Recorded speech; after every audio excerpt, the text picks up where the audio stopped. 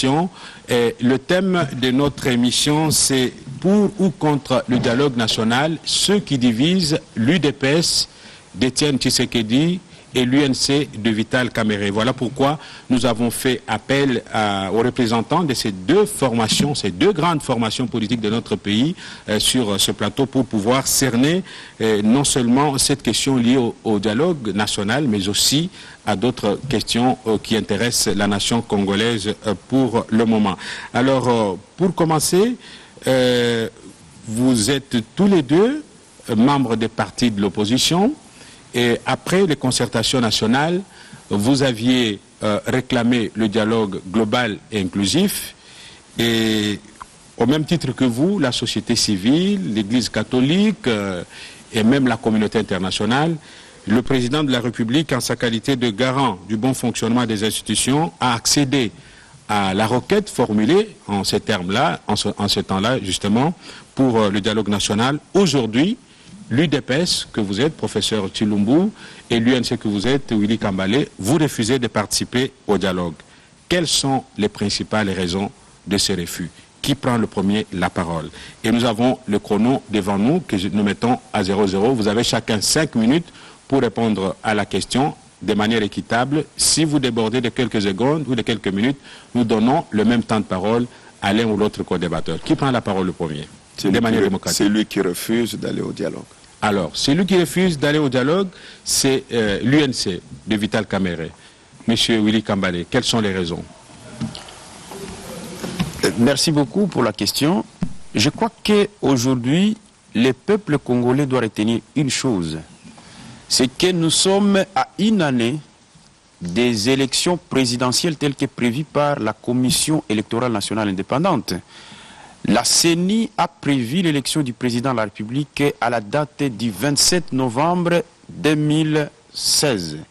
Et donc pour nous, nous considérons que maintenant, il est temps que nous puissions aller aux élections. Dialogue, non. Dialoguer pourquoi? On va dialoguer autour de quoi? Puisque le président Joseph Kabila, l'année passée, en septembre, à la tribune des Nations Unies, il avait clairement dit que le Congo est un pays debout. Mais un pays debout va dialoguer autour de quoi? Un pays debout, ça veut dire que les institutions sont stables. Un pays debout, ça veut dire que les caisses de l'État sont renflouées de l'argent. Un pays debout, ça veut dire que tout fonctionne normalement. Et donc, pour nous, nous trouvons que c'est quand même aberrant. Qu'au même moment, on nous dit que le pays est debout, mais de l'autre côté, on nous dit non, vous voyez, et d'ailleurs, c'est là le lieu de dénoncer cette campagne qu'on amène partout sur les chaînes. Je suis heureux d'être à la télévision nationale où on fait croire que s'il n'y a pas de dialogue, le pays va brûler. Mais qui vous a dit ça? Qui vous a dit que le Congo dépend de la survie politique du président Kabila? Non, le Congo... Nous allons organiser les élections en 2016 où le président Joseph Kabila ne sera pas candidat. Il y a bel et bien une vie après la présidence. Donc pour nous, nous trouvons que c'est non-lieu et ça n'a il n'y a aucune raison aujourd'hui valable où on peut nous dire qu'il faut dialoguer avant d'aller aux élections. Non. Les élections, c'est d'abord un problème de culture politique, M. Ludor. Les élections, c'est d'abord un problème d'intériorisation des valeurs républicaines. Parce que la Constitution en elle-même, si je peux la résumer, c'est 3 choses. La Constitution, c'est la manière d'accéder au pouvoir. La Constitution, c'est la manière d'exercer le pouvoir. La Constitution, c'est la manière de passer la main pour un pouvoir. Et donc, ces 3 choses, nous les avions déjà codifiées à Sun City par le dialogue intercongolais, où les forces vives de la nation s'étaient entendu que désormais au Congo, pour avoir le pouvoir, il faut passer par les élections. Désormais au Congo, vous faites 2 mandats et vous partez. Nous nous limitons par là. Donc si les gens veulent nous amener encore à revoir les processus tels qu'enclenchés depuis Sun City, nous ne sommes pas partants. C'est un complot contre la République. D'ailleurs, je suis encore sur la chaîne nationale, j'ai suivi un ministre en fonction, s'il vous plaît. Non, ne répondez pas à une question que je ne vous ai pas posée. Restons dans la question. Peut-être on aura la possibilité, chemin faisant, d'évoquer ça. Donc, nous restons dans les questions que moi je pose. Alors, sous question, vous dites non au dialogue, nous allons aux élections. Monsieur Kambale, est-ce que vous pouvez me jurer, mais sur ce plateau, aujourd'hui, que l'UNC est prête à aller aux élections locales? Non seulement que nous sommes prêts à aller à toutes les élections. D'abord, les élections locales. Nous sommes prêts à aller à toutes les élections, pour preuve. Même demain. Pour preuve. Je vous donne les preuves. La CENI a convoqué les dépôts des candidatures pour les élections provinciales. L'UNC, premier parti, nous avons déposé partout dans toutes les circonscriptions électorales. Nous sommes prêts à aller aux élections. Mais pourvu Même aux élections locales? Mais nous n'avons jamais refusé une élection. Mais nous avions dit, soyez réalistes mes chers amis. Lorsque vous dites que vous allez organiser une élection locale qui demande qu'on puisse organiser les élections dans près de 1450 entités territoriales décentralisées avec les budgets colossaux qui demandent ces élections, encore qu'il y a des problèmes dans certains groupements qui ne sont pas reconnus, soit par la population, soit la population ne se reconnaît pas en ce que le ministère de l'Intérieur publie. Nous avions dit que le processus de décentralisation ne peut pas se faire dans la précipitation. Là, c'était un problème tout simplement de principe. Nous n'avons jamais dit que nous étions contre une élection. Nous avons toujours dit que, monsieur, les membres de la CENI revenaient au bon sentiment. Et nous avions même proposé, fait une contre-proposition de calendrier électoral. Et aujourd'hui, le temps nous donne raison, puisque la CENI elle-même, aujourd'hui, se retrouve dans l'incapacité d'organiser ces élections locales telles que prévues par son propre calendrier. Pourquoi? Parce qu'il y a l'entêtement, parce que la CENI veut se montrer comme un bras séculier du pouvoir en place, et c'est ça que nous dénonçons. Vous avez 5 minutes 25 secondes. Une dernière sous-question avant de passer à votre co-débatteur qui lui aura le bénéfice du temps supplémentaire. Alors, parce que vous-même vous relevez qu'il y a des problèmes en ce qui concerne les élections locales, des problèmes liés au groupement des fêtes et même à la décentralisation dont le processus, selon vous, est fait et déclenché de manière précipitée. Dans quel cadre pensez-vous résoudre tous ces problèmes? En dehors du dialogue? Non. Avec la CENI? En dehors du dialogue, ce n'est pas le dialogue qui régule un pays, monsieur Ludor. Un pays, ce sont les institutions. Pourquoi ne voulez-vous pas être républicain? Qui vous a dit que nous sommes contre que le Parlement prenne de bonnes lois? Qui vous a dit que nous sommes contre... Vous la posez aux téléspectateurs. Qui vous a dit que nous sommes contre le fait que le gouvernement disponibilise des moyens? Est-ce que quand vous allez dans un dialogue, vous allez résoudre les problèmes de groupement? Non, monsieur Ludor. Restons républicains. Nous avions dit que nous faisons une opposition républicaine. Et que donc, les questions liées à la gestion courante et quotidienne de l'État, il y a des institutions. Si les animateurs des institutions sont incapables, monsieur Ludor, on fait quoi? On démissionne. Merci, monsieur Billy Kambale. Je rappelle que vous êtes de l'UNC de Vital Kamere. Vous avez pris la parole pendant 6 minutes 48 secondes. Je donne le même temps de parole au professeur Paul Chilumbu de l'UDPS Tétien Tshisekedi. Professeur, vous également, vous n'avez pas pris part aux concertations nationales et puis d'un coup, vous acceptez d'aller au dialogue convoqué par le président Kabila. Quelles sont les raisons? Merci d'abord, monsieur Ludor, pour votre invitation. Merci bien. Mais je crois quand même que dans votre introduction, d'abord, il y a un lapsus. Le lapsus, l'UDPS ne va pas au dialogue convoqué par le président Kabila. L'UDPS s'inscrit dans le dialogue tel que prescrit par l'accord cadre d'Addis Abeba. Et convoqué par qui? Si lapsus il y a. Je dis, Kabila n'a pas convoqué le dialogue parce que je crois que le président Tshisekedi, en décembre 2013, était le premier à dire que la situation dans laquelle nous nous trouvons actuellement, pour décrisper la situation, résoudre le problème de crise de légitimité, issu des élections de 2011, la meilleure solution serait de dialoguer. Je vais répondre en ceci. Je crois qu'en République, comme dit mon ami Billy Kambale, que nous sommes des républicains, en démocratie, le dialogue est une vertu. C'est une vertu. Pour preuve, l'UNC, après les concertations nationales, était parmi les partis pionniers qui avaient formé la coalition pour le vrai dialogue. L'UNC a marché pour qu'il y ait dialogue dans ce pays. quel a été votre cahier de charge à l'époque quand vous cherchiez le dialogue? Et entre-temps, qu'est-ce qui a changé pour ce revirement à 180 degrés pour que vous puissiez nous faire croire aujourd'hui que lorsqu'on veut dialoguer, on n'est plus dans une république? Ça, c'est ma préoccupation. Et j'aimerais bien que l'UNC explique à nos téléspectateurs, parce que eux, ils cherchaient le dialogue. Ils ont marché pour le dialogue. Et aujourd'hui, tout d'un coup, ils changent et disent qu'on est en république, on ne peut plus résoudre le problème dans un dialogue. Ça, c'est la première chose. La deuxième chose, je crois quand même que moi, je ne suis pas d'avis que l'UNC croit aux élections. Je vais vous le démontrer. Pourquoi? Lorsqu'on a mis en place la CENI avec l'abbé Malo Malo, je crois que pratiquement la plupart des partis d'opposition avaient protesté parce qu'ils ne faisaient pas confiance à l'abbé Malo Malo. Et je crois même que l'UNC est allé même plus loin, porter plainte contre l'abbé Malo Malo. N'est-ce pas? Des deux. Aujourd'hui, l'abbé Malo Malo est indisponible pour des raisons de santé. Celui qui assume l'intérim de la CENI aujourd'hui, c'est un membre du PPRD. Alors moi, je voudrais comprendre. Parce qu'eux nous disent aujourd'hui que nous voulons aller aux élections maintenant. Mais quel type d'élection? Aujourd'hui, ils ont confiance à la CENI de Malo Malo. Ça, c'est la question que nous nous posons encore. 2, 3. On a audité le fichier interne, le fichier électoral.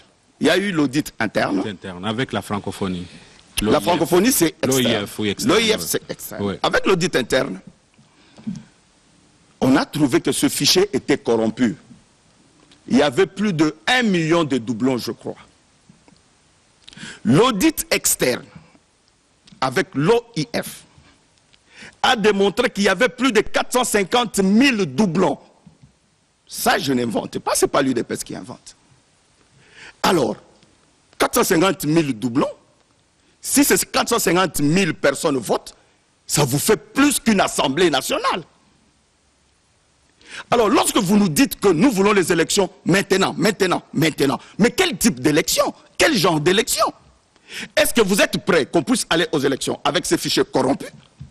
Vous êtes prêts qu'on puisse aller aux élections avec la CENI de Malo Malo, que vous avez contesté à l'époque? Voilà pourquoi l'UDPS dit ceci. Il est important que la classe politique puisse se mettre autour d'une table de manière inclusive. Que nous puissions regarder ces réalités en face. Ça ne sert à rien de faire la politique de l'autruche, du moment où nous savons déjà qu'en amont, le processus est déjà biaisé, le processus a des lacunes. Vous nous dites qu'on aille aux élections maintenant. Soit deux choses. Ils veulent des élections bâclées, parce qu'ils savent peut-être qu'ils vont aller négocier des quotas de députés là-bas. Ou de deux, ils ont peur des élections, parce qu'ils savent qu'ils vont les perdre. Nous, l'UDPS, nous militons pour des élections crédibles, transparentes et apaisées. C'est en cela que nous nous sommes dit que nous sommes d'accord pour parler élections.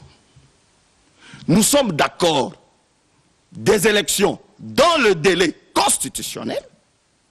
Et ça, c'est le discours de l'UDPS. Et c'est cela notre démarche. Ainsi, nous invitons nos amis, s'ils veulent réellement des élections, mais qu'ils viennent au dialogue, que nous puissions regarder qu'est-ce qui ne va pas dans ce processus. Où en sommes-nous aujourd'hui? Qu'est-ce que nous pouvons faire pour que nous puissions avoir des élections crédibles et apaisées demain? Une sous-question, avant que vous puissiez continuer, professeur Tshilombo. Oui, vous avez bien démontré que les conditions ne seraient pas réunies, moi j'utilise le conditionnel, pour organiser des bonnes élections. Ouais. Les craintes d'avoir des contestations et j'en passe le meilleur. Ça veut dire, en d'autres termes, que vous êtes, le cas échéant, favorable pour un glissement, pourvu qu'il y ait la paix? Non.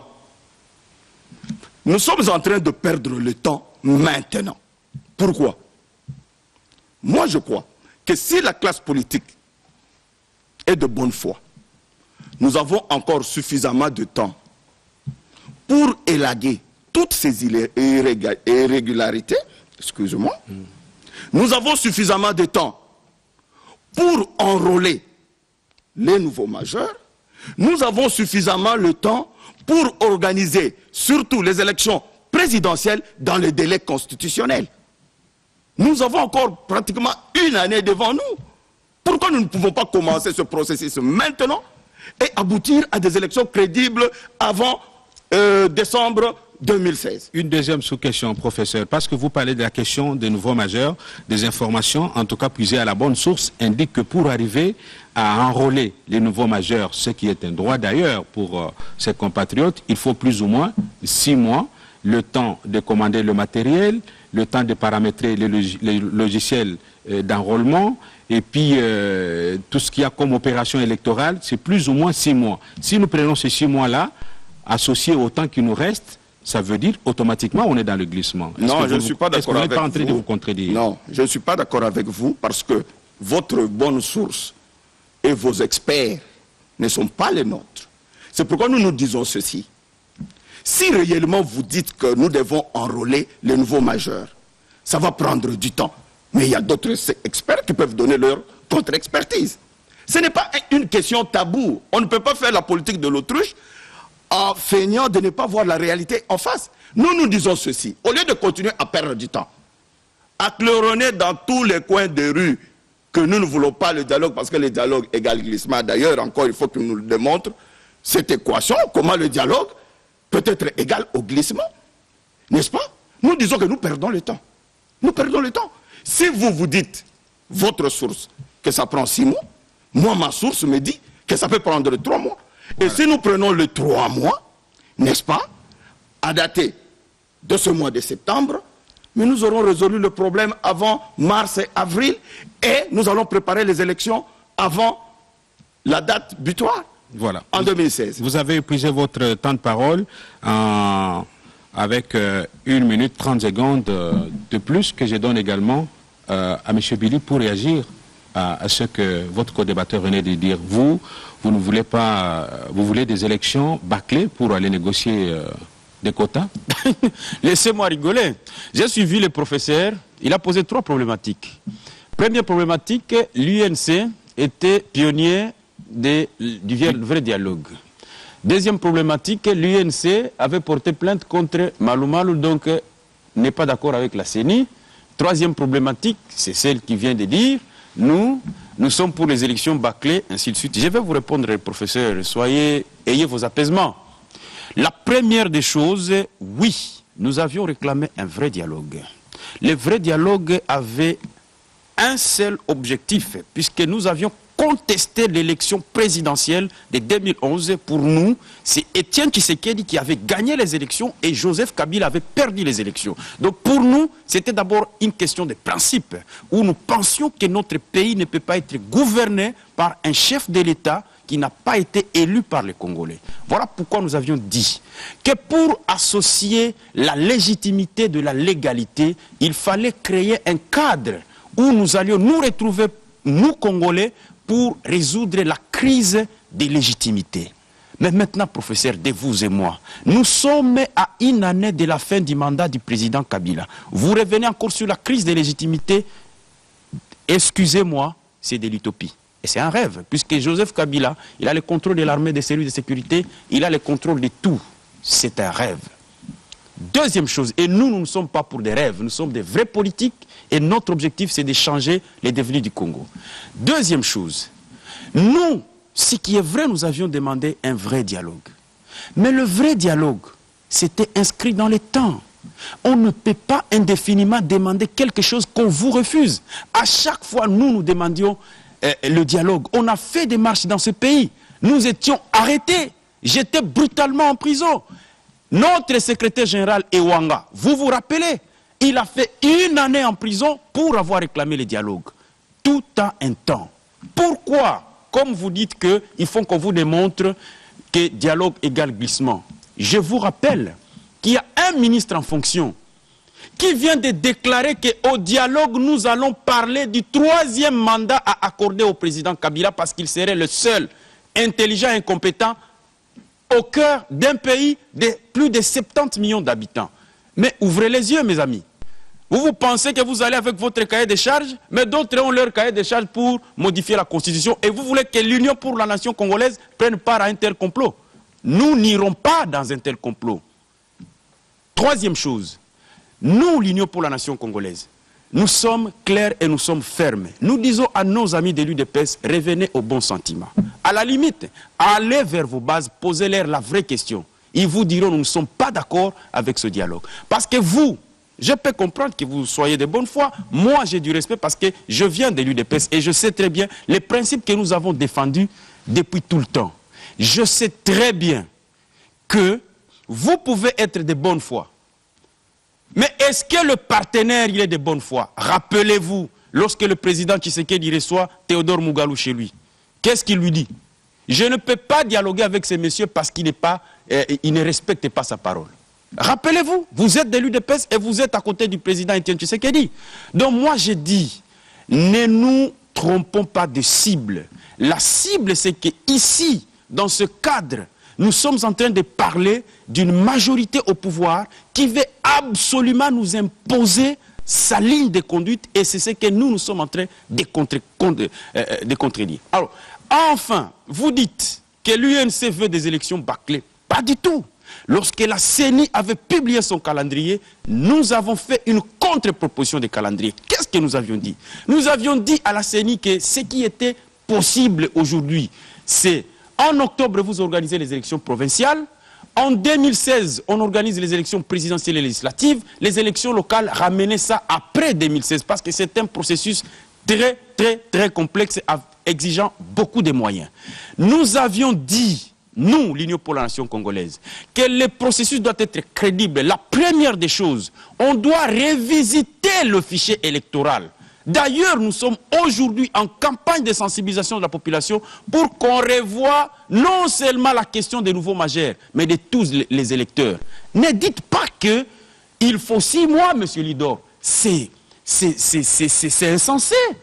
Les kits dont vous dites qu'on doit commander, mais on doit chaque fois commander les kits chaque jour. Mais c'est quel pays ça? Il y a des kits, monsieur Lidor, qu'on ne vous trompe pas. Il y a les fichiers qu'on est en train d'auditer. C'est déjà des données qui sont préétablies. Demandez même à n'importe quelle information, même un petit monsieur qui gère la bureautique du coin, il te dira, lorsqu'il y a déjà un fichier préétabli, vous gagnez en temps et en matériel. Vous n'allez pas nous dire que toutes les données de la décennie ont complètement disparu. Mais il faut du temps. Il faut du temps, mais aussi révisiter la loi sur la répartition des sièges, si on enrôle aujourd'hui les nouveaux majeurs. Révisiter la loi sur la répartition des sièges, qui venait d'être promulguée. Mais c'est 2 jours seulement. C'est 2 jours si on a déjà un fichier avec le nombre préétabli pour faire l'établissement de la loi sur la répartition des sièges. C'est combien de temps? Mais c'est un calcul mathématique. On est en train de vous tromper parce que justement l'intention du pouvoir, c'est de nous amener dans un glissement et ça nous les combattons parce que, Lidor, le combat que nous sommes aujourd'hui en train de mener, c'est un combat que nous allons léguer aux générations, de comprendre qu'à un moment de la République, nous avons eu à négocier un virage très important où on veut qu'un chef de l'État qui est en fonction, qu'il passe la main d'une manière civilisée à un autre qui va venir parce que cela n'a jamais été le cas dans notre pays. Et nous voulons le respect de la Constitution. C'est le seul combat que nous léguerons aux postérités en ce qui nous concerne, nous, la génération actuelle. Si tel n'est pas fait, ça veut dire que nous aurons inutilement existé dans ce pays. Voilà le combat que nous sommes en train de mener. Et aujourd'hui, si vous parlez, vous dites que il faut absolument que l'on aille au dialogue, moi je vous dis, le partenaire n'est pas de bonne foi. Et je vous mets au défi, suivez tous les turiféraires de la majorité présidentielle. Vous allez comprendre qu'il y a une campagne pour nous amener tout droit vers le glissement. Et ce n'est pas le dialogue qui va résoudre ça. Moi je vous rappelle au bon sentiment, nous déjà le mois de septembre, au mi-septembre, nous sommes déjà dans les actions pour permettre à ce que le peuple congolais puisse s'approprier de ce processus. Parce que notre délai butoir, c'est en octobre. S'il n'y a pas de début d'enrôlement des électeurs, nous allons comprendre que le pouvoir n'a aucunement l'intention d'organiser les élections présidentielles en 2016 et nous allons appeler le peuple congolais à prendre ses responsabilités. Oui, une dernière sous-question pour donner l'avis à l'émission et passer à votre co-débatteur. Parce que vous réclamez à tout prix les élections, l'élection présidentielle et même les élections législatives dans le délai constitutionnel. La même exigence a été soulevée en 2011 avec la pression de la communauté internationale. Ngoï Moulounda a pu organiser les élections au bout de 7 mois que vous avez contestées. Est-ce que vous ne craignez pas de retomber dans les mêmes tares du passé? Voilà pourquoi nous nous sommes encore dans les temps. Et vous suggérez même qu'on ramène les locales après 2016. Ça veut dire qu'on va bâtir un édifice démocratique sans fondement. Non, non. Enfin, non mais, monsieur Ludor, oui, donc vous êtes en train de me faire croire que depuis 2006, c'est un édifice sans fondement. Merci beaucoup, monsieur Ludor. Au moins, le peuple vous prend en témoin. Non. J'aimerais répondre à votre question. Oui. Je réponds à votre question tout en rebondissant sur ce que mon co-débatteur a dit, que nous avions porté plainte contre Malou Malou et que nous étions contre la CENI et que nous voulons les élections bâclées. Monsieur, je vais vous rassurer d'une chose. Quel que soit celui qu'on peut mettre à la tête de la CENI, tant que le pouvoir n'a pas encore la bonne foi d'organiser les scrutins, eh bien, il n'y aura pas une élection crédible. Tout ce que nous devons faire, c'est d'appeler le peuple congolais à se mobiliser. C'est le peuple qui doit offrir à ce pays une élection crédible en se mobilisant, en contrôlant les centres locaux de compilation et ainsi de suite. Parce que, toutes choses étant égales par ailleurs, il est démontré que depuis 2006 et 2011, les animateurs de la CENI n'ont jamais eu leur indépendance. Voilà. Et donc, lorsque nous vous disons qu'on ramène les élections locales au-delà de 2017, c'est parce que nous savons très bien que c'est complexe.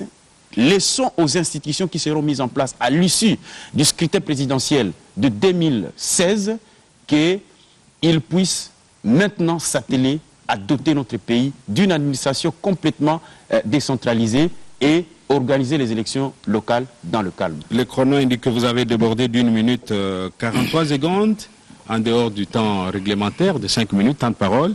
Professeur Paul Tshilumbu, oui. Votre réaction? Merci. Bon, j'ai un petit problème pour suivre mon co-débatteur.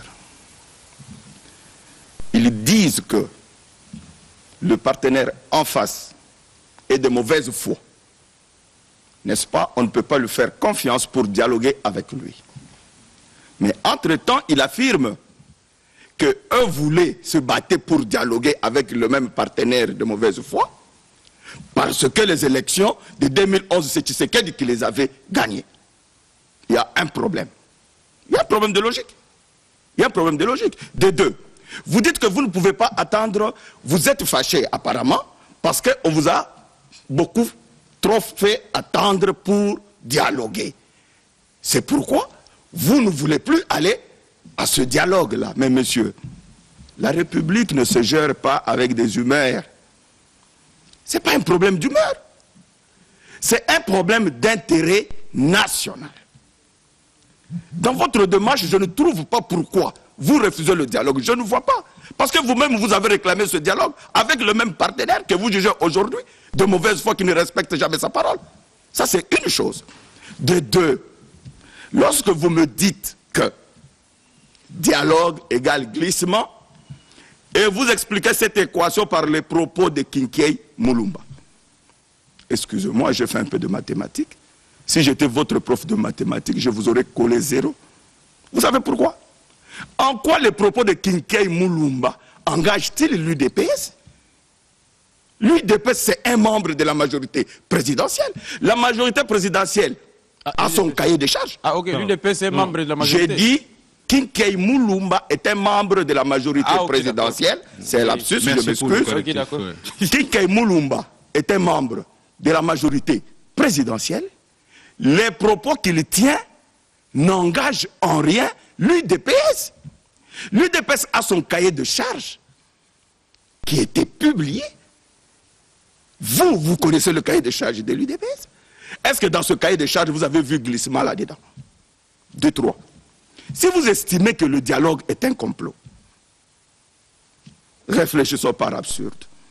Mais pourquoi vous, l'UNC, vous ne venez pas à ce dialogue-là pour être témoin de voir comment l'UDPS est en train de comploter avec Kabila pour glisser et dire ça ouvertement au peuple congolais. Si vous étiez sincère dans votre démarche, si réellement vous soupçonnez que nous allons au dialogue pour chercher le glissement, mais venez, soyez témoins. Venez, soyez témoins. En ce moment-là, lorsque vous aurez parlé, ça ne sera pas uniquement de procès d'intention. Au moins, vous aurez des faits que nous avons été au dialogue. Voilà les propos des représentants de l'UDPS. Ils veulent le glissement. Or, vous ne pouvez pas venir. Pourquoi? Parce que votre problème, vous ne croyez pas aux élections. J'y reviens. Tous les problèmes que vous êtes en train de soulever maintenant. Vous dites que dans le passé, nous avons dit dans le passé, mais nous ne sommes plus dans le passé, nous sommes au présent maintenant. Les problèmes se posent actuellement. Quelle est la solution à tous ces problèmes? Quelle est la solution à tous ces problèmes? Est-ce que la classe politique congolaise peut-elle faire preuve de maturité au lieu tout le temps de brandir le spectre du chaos? Et quand le chaos arrive, rassurez-vous, on ne sait pas toujours qui est le premier qui tombe sur le champ de bataille. Nous, nous disons ceci. Aussi longtemps qu'il y aura le moindre espoir de résoudre les problèmes de la République par le dialogue. Mais il faut donner cette petite chance. Pourquoi on a peur de dialoguer? Le dialogue fait du mal à qui? Ça fait du mal à qui? Venez. Est-ce que quand on dialogue, ça veut dire que nécessairement on doit être d'accord? On peut dialoguer et ne pas se mettre d'accord. Nous sommes en dialogue avec les gens de la majorité, mais nous ne sommes pas d'accord sur tous les points. Parce que nous estimons que nous allons dans ce dialogue pour défendre les intérêts des Congolais. Pour défendre les intérêts du peuple. C'est ça notre démarche. Et, pour terminer, nous ne sommes pas naïfs. Nous ne sommes pas naïfs.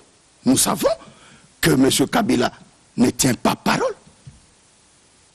Nous ne pouvons pas lui faire confiance. Voilà la raison pour laquelle l'UDPS réclame que ce dialogue soit accompagné par la communauté internationale. Accompagné? Oui, c'est un accompagnement. C'est-à-dire, c'est nous, Congolais, qui parlons, oui, mais au moins la communauté internationale nous accompagne, de sorte que les résolutions issues de ce dialogue soient opposables à tous. Soit opposables à tout le monde, qu'il n'y ait pas quelqu'un qui va les renier demain, oui, qu'il n'y ait pas quelqu'un qui va tricher demain. C'est ça notre démarche. Vous avez encore une minute dans votre, dans votre quota de temps de parole. Je vous relance. Est-ce que le grief que formule votre contradicteur, M. Billy Kambale, relatif au complot que vous voulez ourdir contre le peuple en acceptant ce dialogue, n'est pas le même qu'une partie de l'UDPS formule à votre endroit? On a vu une marche en Europe de certains de vos combattants contre le président de l'UDPS pour avoir accepté de dialoguer. D'abord, un rectificatif. Ce ne sont pas les combattants de l'UDPS qui ont marché. Oui. Ce sont les combattants d'Honoré Mbanda qui, apparemment, a le même sens de lutte que nos amis de l'UNC. Ce ne sont pas les combattants de l'UDPS. Ce sont les combattants d'Honoré Mbanda. Avec un cercueil. Et oui, ce sont les combattants d'Honoré Mbanda. Et si vous voulez qu'on en parle, on va en parler. Je vous le concède, mais je donnerai le même temps de parole à M. Il n'y a pas de problème. Des deux. Finalement, complot. Il y a complot. Ça devient finalement comme des incantations. Nous disons que s'il y a complot, venez dans le dialogue. Parce que nous, au moins, nous savons que nous n'avons rien à cacher. Nous voulons, si vous voulez que même ce dialogue soit radio, télé... Radio diffusée, nous allons le faire. Parce que l'UDPS n'a rien à cacher au peuple congolais. L'UDPS n'a rien à cacher. Alors finalement, complot, finalement, qui complote? C'est vous qui complotez. Parce que vous ne croyez pas aux élections crédibles, et de toutes les façons, vous savez que si nous organisons des élections crédibles dans ce pays, vous avez encore beaucoup de temps dans l'opposition, l'UNC. Je ne vois pas comment vous battrez l'UDPS dans des élections. La troisième place aux élections de 2011. Oui, mais la troisième place, vous irez dans l'opposition encore. Hein? Parce que nous serons les premiers. Donc ils auront peut-être la deuxième place. La deuxième place, ça sera en face de nous. Nous croyons aux élections. Parce que nous croyons que le peuple congolais nous fait confiance. Et nous travaillons, nous donnons le meilleur de nous-mêmes pour qu'on organise des élections crédibles. C'est ça notre démarche. 7 minutes de temps de parole. S'il vous plaît, oui, évitez encore des morts de plus dans notre population. Vous voulez dire que l'UNC veut... Mais lorsque des gens ne veulent pas... Attendez. Lorsque des gens ne veulent pas des élections crédibles, lorsque des gens agitent l'article 64 de la Constitution, alors qu'il y a, tant soit peu, un espoir de trouver des solutions aux problèmes qui se posent actuellement, ça veut dire que ces gens-là, non seulement ne croient pas aux élections, mais ils veulent brûler le pays. Et là, nous ne sommes pas d'accord avec eux. Nous ne sommes pas des partisans du chaos. Même temps de parole, 7 minutes de parole, mais je vous relancerai de temps en temps pour donner la vie à... Très bien. Oui. Merci beaucoup. Moi, je crois que mon contradicteur, comme vous le voyez, c'est vrai, si moi aussi j'étais votre professeur, j'allais vous coller un 10 et un 0. Merci pour le 10. Parce que... Non, un 0. Ah, c'est pourquoi? Parce qu'au finish, en chutant, vous avez dit oui, que le partenaire n'est pas de bonne foi. Mais dialogue, si, non. Mais vous avez eu votre temps de parole. Soyez tranquille, les professeurs. Je vais vous redonner la parole. Soyez tranquille. C'est son tour. Je le suis. C'est son tour. Vous avez chuté en disant, devant témoin qui est le journaliste, que nous sommes conscients nous-mêmes que le partenaire n'est pas de bonne foi. Mais lui dort, il n'y a pas match. Il n'y a pas match. Deuxième chose, mais mon contradicteur doit dire la vérité au peuple. Nous avons suivi Félix Tshisekedi la semaine passée sur une chaîne, partenaire, privée. Il a déclaré que si nous nous rendons compte que matériellement ce n'est pas possible, une transition est possible. Alors, mon cher ami, mon cher aîné professeur, allez d'abord entre vous. Concertez-vous encore avec Félix et vous tous, concertez-vous. Puisque nous, et moi, Billy Kambale, je l'ai dit la main sur le cœur, j'attends le retour du président Tshisekedi. S'il entre dans ce dialogue, alors nous allons prendre nos responsabilités. Puisque j'ai comme l'impression que vous êtes en train de chercher à tourner les gens en bourrique, en vous. Quelle médiation internationale? Pour que ça vous amène où? Et pour quelle fin? Vous ne croyez même plus à la communauté internationale, vous aussi? S'il vous plaît, il ne faut pas amener même la communauté internationale dans des choses qui n'ont pas de sens. Vous avez un haut responsable politique de la majorité présidentielle. Avez-vous vu quelqu'un de la majorité les contredire par rapport à ses propos sur les chaînes périphériques? Ce monsieur n'a pas été contredit, mais bien au contraire, nous avons suivi les relais des turiférés de la majorité qui sont aujourd'hui en train d'organiser des plateaux spéciaux pour dire... Je voudrais vous recadrer. Oui. Ici, le débat, c'est entre vous en tant qu'opposition. S'il y avait la majorité sur le plateau, je vous aurais laissé continuer. Je souhaite que vous répondiez aux griefs formulés contre vous par l'autre. Comme ça, la majorité qui n'est pas sur le plateau est épargnée. La prochaine fois, vous serez face à face. Monsieur Ludor, oui. Parce que là, on ne peut pas aborder contre un fantôme. Non, oui. On ne peut pas aborder la question du dialogue à partir du moment où, en face de nous, UNC, il y a UDPS et majorité qui sont pour les dialogues. Alors, moi j'ai dit, lorsque lui, il doit minimiser les propos d'un ministre en fonction, qui n'a pas été contredit par son premier ministre, qui n'a pas été contredit par le président de l'Assemblée nationale, qui est son chef direct dans le cadre de la majorité présidentielle au bureau politique. Ça veut dire qu'il n'a dit que c'est que les laboratoires de la majorité présidentielle sont en train d'élaborer en sourdine. Mais au moins, il n'est pas le porte-parole de la majorité présidentielle. C'est peut-être le propos qui l'engage, peut-être. Est-ce que le porte-parole, encore que j'en viens, le porte-parole de la majorité présidentielle, M. Luzanga Chamandef, a même dit pire. Que même 30 ans, il faut qu'on accorde ça au président Kabila. Mais nous sommes en démocratie. Non. Alors, moi j'ai dit à nos amis, revenez au bon sentiment. Vous voulez aller dans un complot et nous, aller dans un complot, ne nous y appelez pas. Réservez-vous de nous appeler dans un complot contre le pays. Tout ce que nous disons, c'est qu'il va y avoir élection présidentielle en 2016. Que vous le vouliez ou non, on va vous l'imposer. Même mal organisé. Il n'y aura pas d'élection mal organisée. Vous savez pourquoi? Si Joseph Kabila n'est pas candidat aux élections présidentielles, parce qu'il ne le sera pas, il n'y aura pas de problème. ayez vos apaisements, il n'y aura pas de problème. Parce que il y a eu des problèmes, parce qu'il y a eu entêtement, on a voulu imposer aux Congolais un président de la République.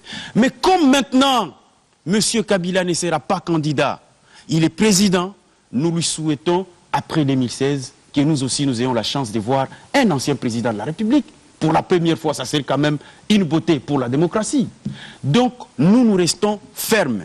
Et notre calendrier pour les actions est bien programmé. Arrêtez de faire peur aux Congolais en disant qu'il y aura les chaos. Monsieur, il n'y aura pas les chaos.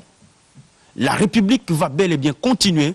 En octobre, nous allons déclencher les actions pour que la CENI prenne ses responsabilités en enrôlant les Congolais.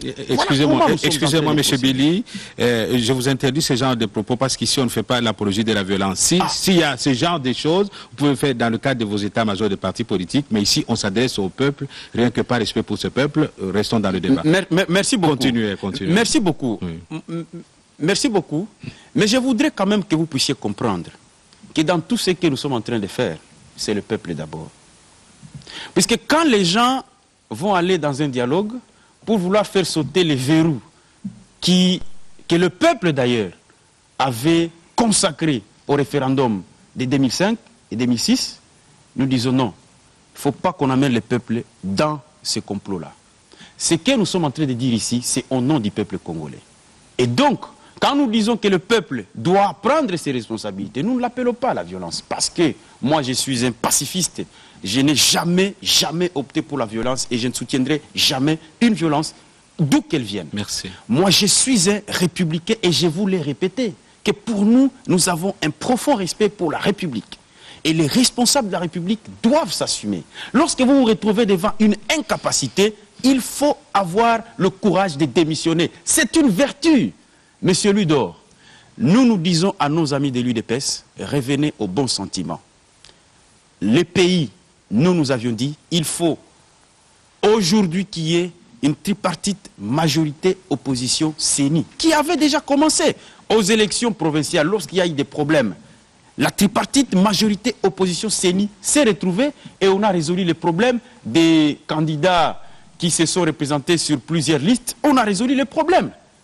Il y a des problèmes fondamentaux s'agissant de l'enrôlement des électeurs. Nous avons fait des propositions en disant qu'aujourd'hui, nous avons un fichier complètement corrompu. Ce qu'il faut que nous puissions faire, d'ailleurs, nous devons même changer les designs de notre carte d'électeur. Parce que ça pose un problème sérieux.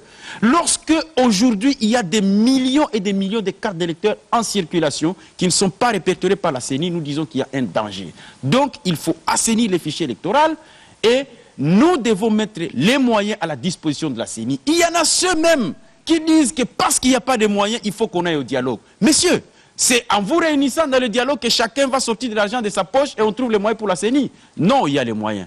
Parce que lorsqu'on nous dit que Boukangalonzo, on a déboursé 85 millions de dollars qui ne sont pas dans le budget. Lorsqu'on nous dit que les avions sont achetés à 50 millions de dollars, s'il vous plaît, n'est pas déboursé dans le budget. Non, ne répondez pas aux questions que vous vous posez.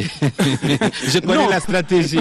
Vous êtes très habile, maître Billy Kambale. Non, ne répondez pas aux questions que vous vous posez. Je voudrais que nous restions dans le cadre. Le moment venu, si ce n'est pas la dernière fois, nous allons parler de tout cela. Comme ça, on reste dans le sujet. Merci beaucoup, leader. Vous êtes très clairvoyant.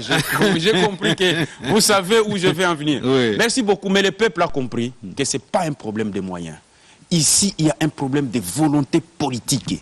Et le meilleur moyen pour amener nos amis à la volonté politique, c'est ce que nous avons fait avec vous. Voilà. Lorsqu'on voulait modifier la Constitution, nous nous sommes tous levés comme un seul homme et il n'y a pas eu de modification constitutionnelle. Très bien. Les seuls moyens pour nous, c'est d'exercer la pression sur le pouvoir pour nous offrir une élection, une bonne élection, pas aller dialoguer avec un pouvoir de mauvaise foi. 7 minutes chrono, vous avez vraiment consommé votre temps de parole de manière équitable. Nous passons à une autre manche de ce débat.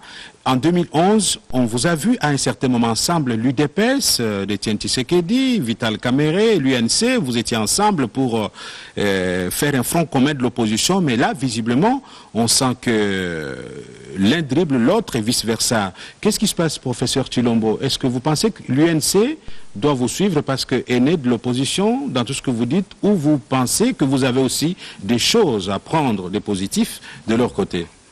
Merci Ludor pour votre question. On a vu même que Vital Kamerhe allait chez le président Tshisekedi pour qu'on présente un candidat unique. L'opposition est incapable d'y arriver. Et vous, les principaux partis de l'opposition, finalement, vous ne parlez pas le même langage. Oui, qu'est-ce qui se passe? Mais dans mon temps, vous permettrez que je puisse rebondir sur ce qu'il a dit. C'est concédé, mais à son tour, il prendra le même temps de parole. Il n'y a pas de problème. Oui. C'est mon temps, je vais le gérer. Oui. Je vais dire une chose. D'abord, lorsque mon co-débatteur dit que parce que Kabila ne sera pas candidat aux élections en 2016, que tout va très bien se passer. Je crois qu'il faut être vraiment naïf pour tenir de tels propos. Kabila a une majorité présidentielle. Ne pensez pas que Kabila il est le seul qui triche. Toute la majorité présidentielle triche. Même si Kabila partait, la majorité présidentielle aura besoin de députés. Alors c'est être vraiment naïf de croire qu'il suffit que Kabila parte et puis tout va très bien se passer. Ça c'est la première chose. De deux, lorsque mon co-débatteur affirme que Félix Tshisekedi aurait dit sur une chaîne de télé qu'il est pour la transition, mais c'est un mensonge. C'est un mensonge. Félix a dit ceci: qu'on arrête de faire la politique de l'autruche comme ils sont en train de le faire. Regardons les choses en face. Qu'on se mette autour d'une table. Que chacun amène ses experts. Que nous puissions évaluer. Qu'est-ce que ça nous demande pour que nous puissions aller aux élections crédibles? C'est ce qu'il a dit. Si ces experts disent qu'il faut aller au-delà de 2016... J'ai dit ceci. Oui. On n'en est pas encore là, mais il faut évaluer la situation. On ne peut pas dévancer les experts. Ça, c'est ce que Félix a dit. Alors, arrêtez le mensonge et la manipulation. Troisièmement, lorsque vous, l'UNC, vous osez nous dire, nous, l'UDPS, que si Tshisekedi va au dialogue, vous allez prendre vos responsabilités. Vous savez, il y a quelque chose qui m'étonne toujours. Souvent, votre arrogance et vos prétentions ne sont pas vraiment à la hauteur de ce que vous représentez, ni politiquement, ni sociologiquement. Vous pensez sincèrement que nous, l'UDPS, nous pouvons avoir peur de l'UNC? Lorsque vous dites que vous allez prendre vos responsabilités, ça veut dire quoi? Monsieur, nous, l'UDPS et son président national, nous avons déjà été éprouvés. Vous comprenez, nous sommes passés par le feu, nous sommes passés par les armes. L'UNC n'a encore rien démontré dans ce pays. Sinon, tous les blabla que vous faites sur le plateau de télé, l'UNC n'a jamais démontré quelque chose dans ce pays. Et je vous mets en garde. Si vraiment vous pensez que l'UDPS, et comme vous êtes en train de le faire maintenant, va vous laisser ternir l'image de notre président national, je vous dis que vous vous trompez. Vous vous trompez gravement. Les responsabilités, c'est nous qui allons les prendre. Je vous invite à l'apaisement. Je vous invite à l'apaisement. Passez maintenant à l'autre marche de la question. Vous étiez ensemble en 2011, vous vouliez même présenter un candidat commun pour le compte de l'opposition. On a vu Vital Kamerhe humblement aller chez Étienne Tshisekedi. Vous avez parlé le même langage pour un certain temps. Et puis après, c'est le divorce. Aujourd'hui, les deux partis ne s'entendent pas. Le problème que nous avons à l'UNC, surtout avec son président, ce sont ses ambitions démesurées. Mais c'est un opposant comme tous les autres opposants. Mais c'est son ego surdimensionné. Comment pouvez-vous comprendre quelqu'un qui quitte le PPRD au mois de décembre, au mois de janvier, il va dans l'opposition, il veut se disputer déjà le leadership de l'opposition avec Tshisekedi. Mais il en a la carrure, semble-t-il. Quelle carrure? Non mais attends, Kamerhe c'est un kabiliste. Il n'avait pas encore prouvé qu'il était réellement venu dans l'opposition. Est-ce qu'il faut un baptême pour ça? Ah bien sûr, mais Ludor Balekelaï, vous pensez vraiment qu'un nouveau converti peut venir dans une assemblée chrétienne, du jour au lendemain il devient pasteur? Vous croyez? Il doit d'abord prouver de quoi il est capable. Est-ce que c'est vraiment réellement, même jusqu'à aujourd'hui, nous commençons encore à nous poser des questions, est-ce que c'est un vrai repenti? Est-ce que c'est un vrai repenti? Alors, vous ne pouvez pas quitter le PPRD, secrétaire général du PPRD. Vous avez eu des problèmes avec votre mentor sur la question de M23 et de troupes rwandaises à l'Est, parce que vous ne vous êtes pas mis d'accord. Directement, vous basculez dans l'opposition. Et vous prétendez devenir le leader de cette opposition. S'il vous plaît, je voudrais recadrer. Hein. Je ne voudrais pas qu'on individualise le débat. La question, c'est pourquoi ces divergences entre vous, les deux grands partis de l'opposition. Mais ne vous focalisez pas sur la personne de Vital Kamerhe. C'est ça le vrai problème. Oui. C'est la personne de Vital Kamerhe. C'est ça le vrai problème. Parlons en termes de partis politiques. Non, mais votre question, vous voulez savoir pourquoi il y a des divergences. Il y a des divergences. Oui. J'ai dit, c'est ça le problème. C'est-à-dire que vous ne pouvez pas venir dans l'opposition. Vous nous trouvez, nous, dans l'opposition. Vous venez, vous dites que non, faisons les primaires maintenant, qu'on réunisse toute l'opposition et qu'on puisse élire qui est les vrais représentants de l'opposition, alors que vous n'avez qu'un seul mois dans l'opposition. Et je crois que ce n'est pas l'UDPS qui s'est occupé de lui, ce sont d'autres amis de l'opposition qui lui ont dit quand même de se calmer un peu. Il a encore beaucoup de choses à apprendre dans l'opposition. Nous, l'UDPS, nous n'avons jamais été contre les autres partis d'opposition. Nous avons toujours voulu travailler. Mais quand nous voulons travailler, il y a des principes qu'il faut respecter. Le président Tshisekedi et l'UDPS n'avaient pas refusé de travailler avec Kamerhe. Parce qu'eux voulaient déjà que nous puissions faire le partage du pouvoir avant les élections. Le président a dit, mais attends, nous avons du travail à faire. Il faut d'abord implanter vos partis. Allons d'abord aux élections et voyons quel est le poids politique que vous représentez réellement sur le terrain.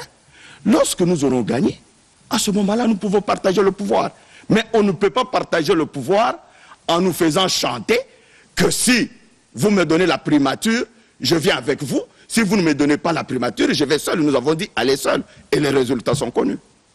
Voilà, il ne nous reste plus que 10 minutes. Monsieur Kambale, vous avez le même temps de parole. Il a parlé pendant 3 minutes 45 secondes. Très bien. Je crois que le peuple qui nous suit, qui nous suit a vu de quel côté se trouve l'arrogance et une sorte de mépris qu'on ne peut même pas imaginer. Vous avez suivi le professeur.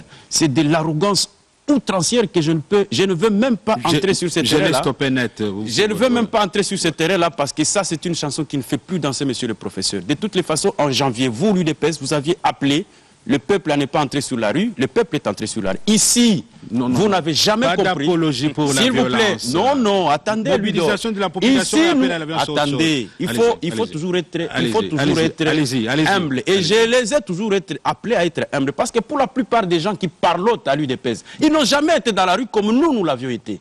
Donc, moi, je les appelle toujours, ces soi-disant cadres. Je retire les mots, c'est trop fort. Ces cadres de l'UDPS qui aujourd'hui parlent et mettent au défi les gens. Messieurs, je peux vous garantir que 90% des membres de l'UNC sont d'abord d'origine de l'UDPS.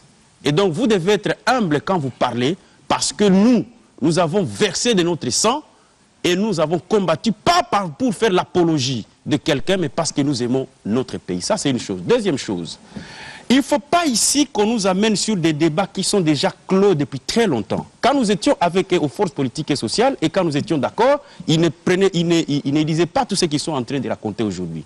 Donc ce n'est pas parce qu'on vous dit que vous êtes en erreur que vous devez montrer les galons et consorts. Moi, je suis étonné aujourd'hui que mon frère ici dise que tous ces gens qui ont marché à Bruxelles, c'est Ngwanda. Mais en 2011, quand ils étaient derrière vous, ils n'étaient pas de Ngwanda. Ils étaient de l'UDPS.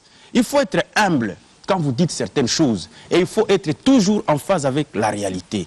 Aujourd'hui, quand vous dites qu'on s'attaque à Tshisekedi, mais c'est faux. C'est faux et complètement faux. Tout ce que nous vous disons, vous voulez prendre en otage le président Tshisekedi. Et on ne vous l'autorise pas.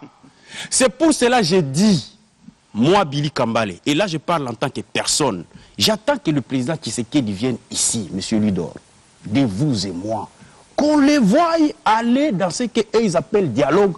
En tout cas, ces jours-là, mes convictions pour cet homme pour lequel je me suis battu vont s'effriter un peu.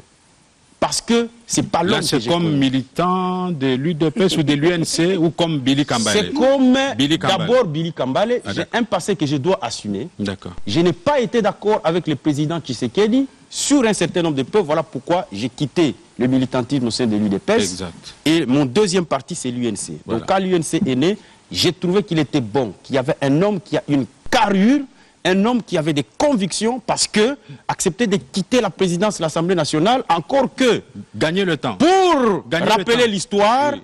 Didier Etumba, chef d'état-major général, avait fait presque la même déclaration avec Vital Kamere, mais sur le plateau de la RTNC, gagner le temps. J'ai gagné le temps, c'est dans mon temps. Oui, oui. C'est dans mon temps. Je vous donne un avantage de répondre à la question principale. On vous reproche l'arrogance, vous venez à peine d'arriver dans l'opposition, mais vous êtes prétentieux. Je voudrais que vous donniez vos arguments par rapport à ça. Que notre ami réponde. En 82, quand Tshisekedi et les 13 parlementaires créent l'UDPS. Si en 83 il y avait élection présidentielle, comme Tshisekedi venait à peine d'entrer dans l'opposition, il n'était pas éligible pour représenter l'opposition, puisque Gizenga et tous les autres faisaient de l'opposition contre Mobutu. Donc ils ne pouvaient pas prendre le leadership. Ça, ce sont des vieux débats d'ailleurs déjà clos il y a très longtemps. Ils veulent y revenir parce qu'en réalité, aujourd'hui, ils sentent qu'ils sont en porte-à-faux avec le peuple. Quand on parle d'un parti mieux implanté, il faut être toujours nuancé. C'est lorsque vous avez l'avantage d'être en phase avec le peuple. En ce moment-là, vous avez les faveurs des pronostics. Jean-Pierre Bemba en 2006, il a fait des scores impressionnants ici. Vous allez me dire que tous ceux qui ont accompagné Jean-Pierre Bemba étaient du MLC. Non. Lorsque, d'ailleurs, il est démontré, M. Ludor, vous pouvez aller en France ou à Paris ou ailleurs, en France ou aux États-Unis, les militants où réellement la vraie donne politique en France, les vrais militants du Parti Socialiste ne dépassent même pas 300 000. Les vrais, donc les adhérents normaux du Parti Socialiste ou de l'UMP. Mais à chaque élection, ils réalisent des scores allant à 7-10 millions. Pourquoi? C'est lorsque votre projet est en phase avec le peuple, en ce moment-là, on vous accorde. Voilà pourquoi ailleurs, dans des pays sérieux, il y a toujours des sondages d'opinion. Ce n'est pas pour évaluer le parti, mais c'est pour évaluer la voie où vous êtes avec le peuple. Reconnaissez qu'aujourd'hui, vous êtes en déphasage complet avec le peuple congolais. Ne brandissez pas vos vieux biceps parce que la mort politique existe. Olengankoy, dans ce pays, c'est un partenaire que je respecte. Non, dans ce pays, il a fait des villes mortes. S'il vous plaît, ne parlez pas des absents. Je vous Très bien. Donc, je disais... Dans cette émission, on ne veut pas des droits de réponse parce qu'on veut que chaque semaine, il y ait une nouvelle émission. Je dis ceci, que mon compatriote est en train d'oublier que la mort politique existe. Et à chaque fois que vous voulez dire que l'UDPS n'existe plus, c'est ça? Attendez, c'est pas ce que j'ai dit. J'ai dit la mort politique existe. Lorsque, à un moment de la vie politique, vous vous retrouvez en déphasage avec l'opinion majoritaire du peuple, vous vous retrouvez en déphasage et en ce moment-là, vous êtes à côté de la plaque. Ce que nous vous disons, c'est que la démocratie et la beauté de la démocratie s'est fait avec des grands partis politiques. Pour nous, c'est la peine que nous vous voyons aujourd'hui commencer à défendre les thèses qui sont défendues avec les mêmes personnes de la majorité présidentielle. Ça nous fait de la peine, ne croyez pas que nous nous jubilons. On va devoir atterrir. Nous ne jubilons pas. On va devoir atterrir par une toute petite question de calcul mental. Professeur Paul Tshilumbu, aujourd'hui, là, si le peuple vous demandait qui est le porte-parole de l'opposition capable de prendre la relève demain en cas d'alternance, mentalement, vous répondriez par quoi? Non, le peuple seul va se déterminer.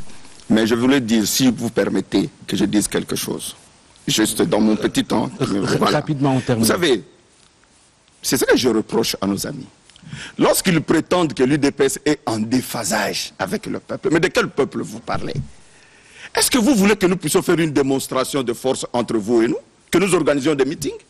Que l'UNC organise un meeting? Vous qui prétendez être en phase avec le peuple?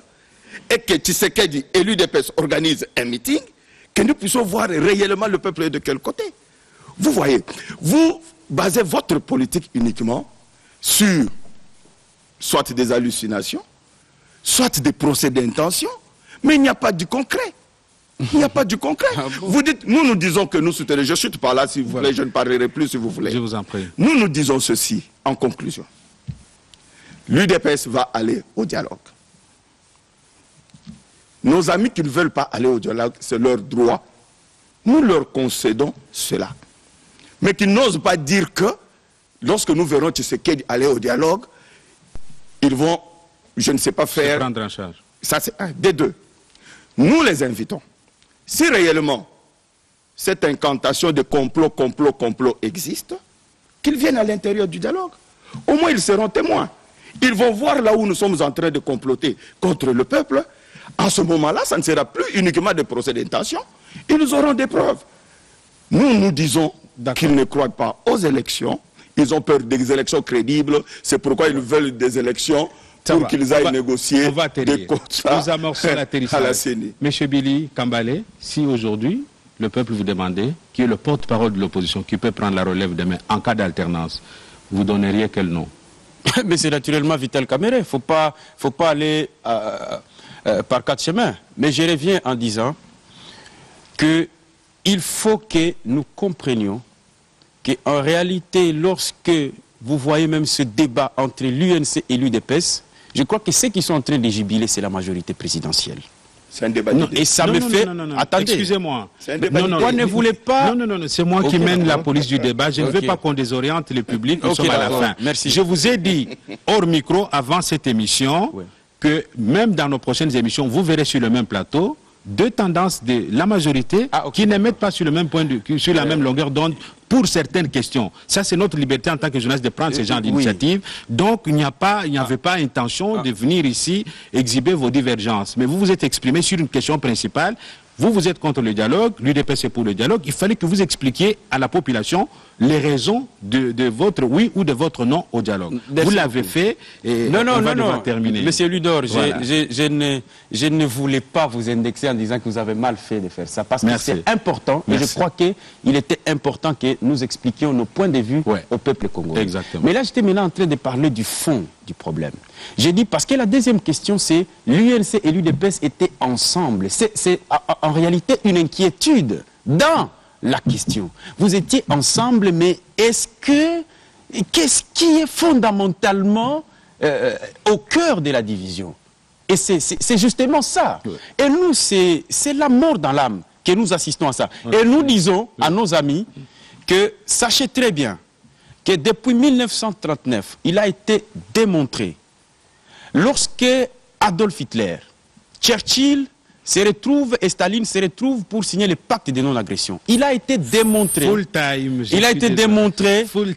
quel que soit l'accord ou convention que vous pouvez signer avec une tyrannie, elle n'aboutit à aucun résultat. Full time, monsieur Billy Kambale, je vous dis très sincèrement merci d'avoir répondu à notre invitation. Ce n'est pas la dernière fois, je promets au public que je vous retrouverai encore vous deux sur une autre question d'actualité, même si ce n'est pas une question divergente entre vous deux, pour pouvoir enrichir vraiment et édifier l'opinion.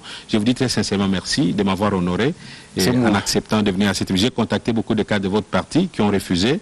Je ne vais pas citer leur nom, mais la prochaine fois qu'il s'agisse de l'UNC ou de tous les autres partis de l'opposition qui accusent les médias publics de ne pas leur ouvrir leurs portes, ceux qui vont refuser, nous allons dire au public que nous avons contacté tel, il a refusé. J'ai dit très sincèrement merci au professeur Paul Tshilumbu, pour avoir accepté également notre invitation dans le cadre de cette émission de Son des Cloches. Comme de par nos très bonnes habitudes, je vais vous inviter à vous lever, nous allons nous saluer pour dire merci au public qui nous a écoutés.